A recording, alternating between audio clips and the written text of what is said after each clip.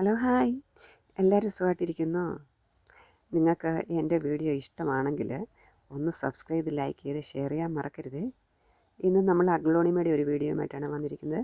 ഈ അഗ്ലോണിമയ്ക്ക് ഒരു വളർച്ചക്കുറവ് പോലെ എനിക്ക് തോന്നി. അപ്പം ഞാൻ വിചാരിച്ചു വേറൊരു വൈറ്റ് പോട്ടിലോട്ട് ഇതിനെ ഒന്ന് മാറ്റാമെന്ന്. അപ്പം നിങ്ങൾ പോട്ട് കണ്ടല്ലോ, ഞാൻ നന്നായിട്ട് ഹോൾ കൊടുത്തിട്ടുണ്ട്. അപ്പോൾ നമ്മൾ വെള്ളം ഒഴിക്കുമ്പം ആ വെള്ളമെല്ലാം ഒഴുകിപ്പോവും. ഇത് കെട്ടി നിൽക്കുമ്പോഴാണ് ആളിയുന്നത്.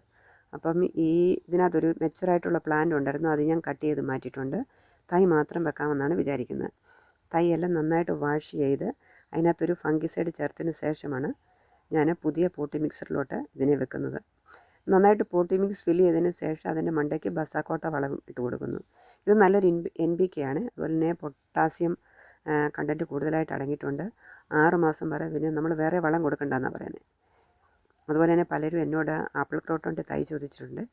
തൈ ഇപ്പോൾ എൻ്റെ കയ്യിലില്ല, അത് വെട്ടാറായി നിൽക്കുകയാണ്. ഞാൻ വെട്ടി തൈ പിടിപ്പിച്ചതിന് ശേഷം വേണ്ടിയവർക്കൊക്കെ തരാം. ആ സമയത്ത് ഞാൻ ഇതിൻ്റെ വീഡിയോ ഇടുമ്പോൾ നിങ്ങൾ കമൻറ്റ് ചെയ്താൽ മതി. അപ്പം അഡ്രസ്സ് തരുമ്പോൾ ഞാൻ അയച്ചു തരാം. പിന്നെ ഇന്നത്തെ വിശേഷം ഇത്രയേ ഉള്ളൂ. എല്ലാവരുടെയും സപ്പോർട്ടിന് വളരെയധികം നന്ദി പറയുന്നു. ബൈ.